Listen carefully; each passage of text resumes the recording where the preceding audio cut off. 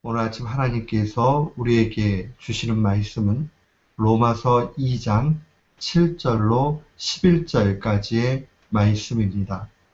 로마서 2장 7절부터 11절 말씀,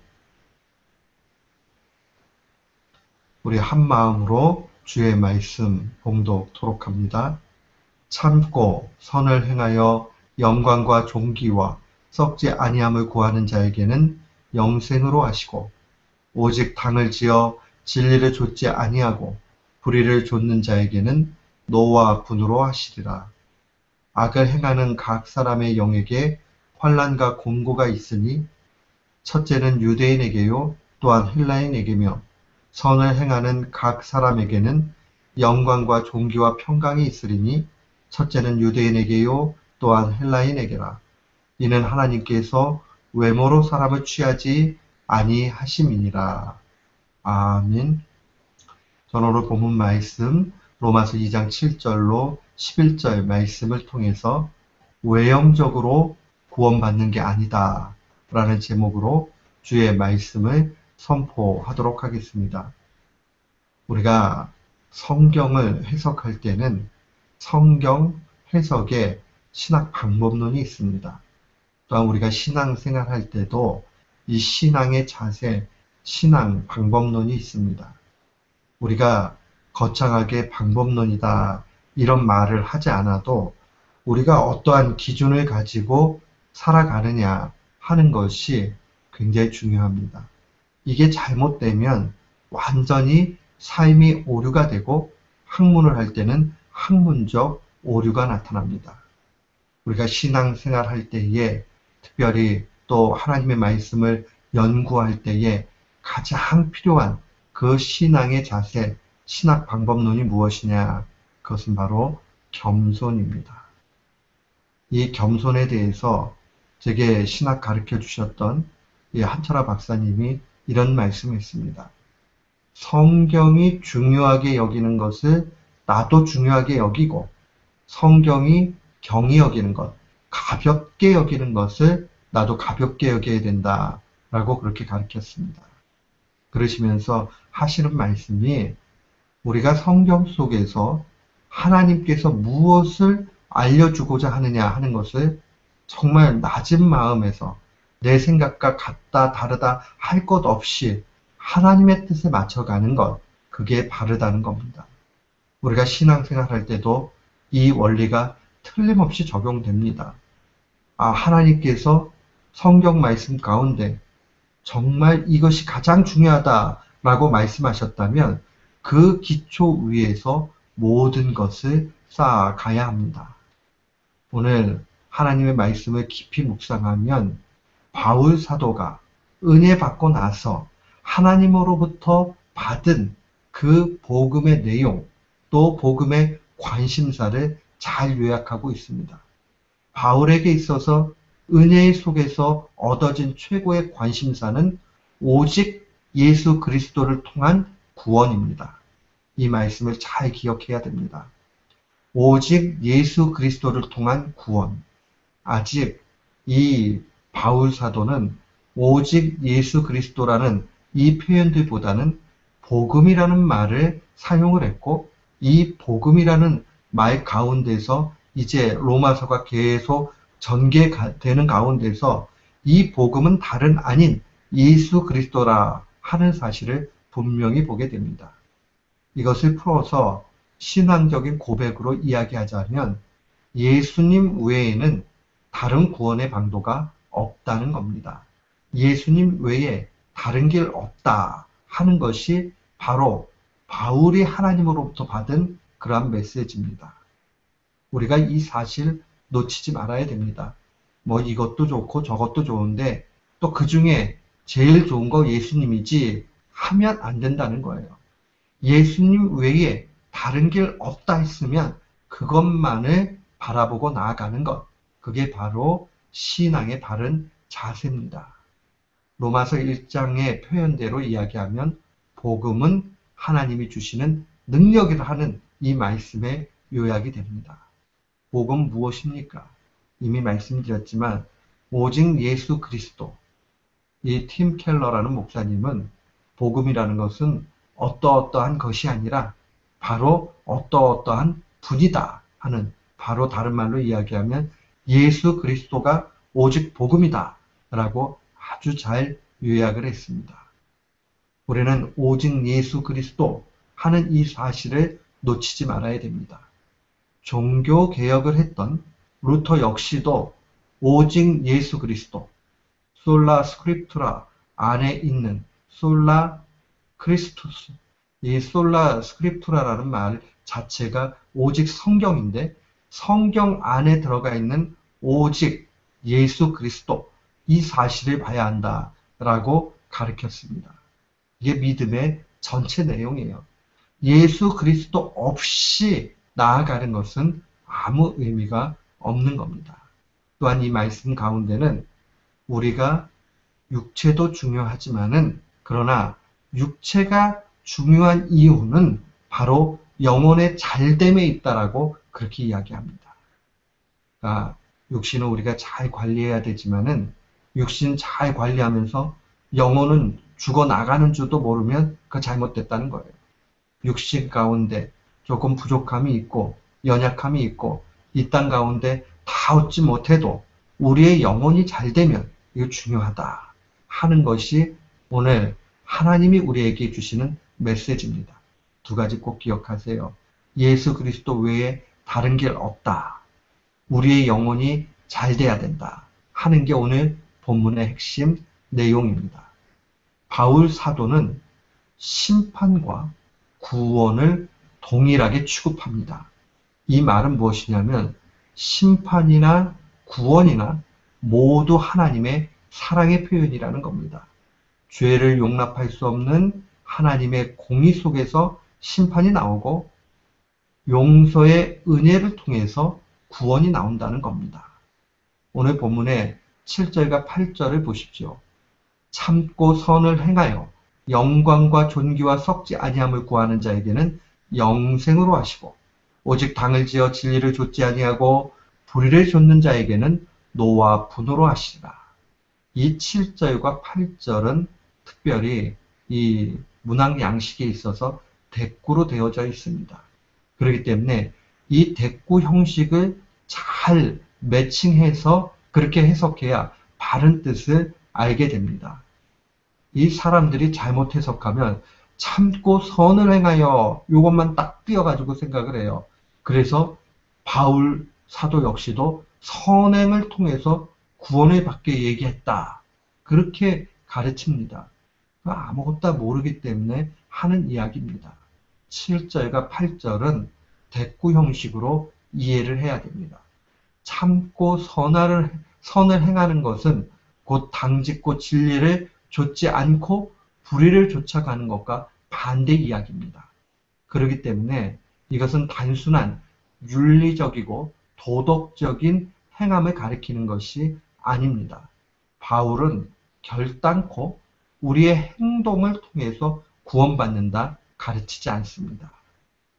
우리가 먼저 기억해야 되는 것, 이 참고 선을 행한다 이 말이 무엇인지 잘 모르면 8절에 나와 있는 진리를 좇지 않고 불의한 자, 불의에 거하는 게 무언가 하는 것을 봐야 됩니다. 우리가 이미 살펴봤지만 불의라는 것은 죄 때문에 하나님과 우리의 관계가 깨진 것이 불입니다. 그렇기 때문에 우리가 이 불의라는 말 자체는 죄 때문에 문제가 생겼구나 하는 것을 분명히 알아야 됩니다. 또한 진리를 좇지 않는다 하는 것은 진리는 오직 예수 그리스도예요. 그러니까 예수 그리스도를 따르지 않는 겁니다. 이것을 7절에 놓고 적용해서 보면 참는다 하는 건 무엇을 참는가? 그것은 예수 그리스도를 믿기 때문에 오는 어려움을 참는 겁니다. 우리가 세상의 원리대로 살지 않고 예수 믿는 원리대로 그렇게 살아가게 되면 세상과 갈등합니다. 우리가 신앙생활하면서 얼마나 많은 갈등을 합니까? 세상 속에서는 그렇게 하면 손해보는데 주님은 우리에게 그렇게 하라고 요구합니다. 아니 세상 살면서 한쪽 뺨을 때리면 다른 뺨을 갖다 대면 더 세게 때립니다. 그런데 주님은 우리에게 그렇게 요구하세요. 그러면 세상과 갈등하지요. 아이, 그 정도는 좀 거짓말해도 되는데 거짓은 사탄의 자녀나 하는 것이다 라고 명확하게 가르치시니 거짓말할 수 없잖아요. 그렇게 되면 거기에서 갈등이 나타나게 됩니다. 믿음으로 참는 것, 그 사람에게 하나님이 은혜를 주시고 이 복음 안에서 사는 것이 곧 선을 행하는 것이다 하는 것을 명확하게 가르쳐 줍니다. 참고 선을 행한다 할 때 이 선을 행한다는 것은 선행, 단순한 선행을 얘기하는 게 아니에요.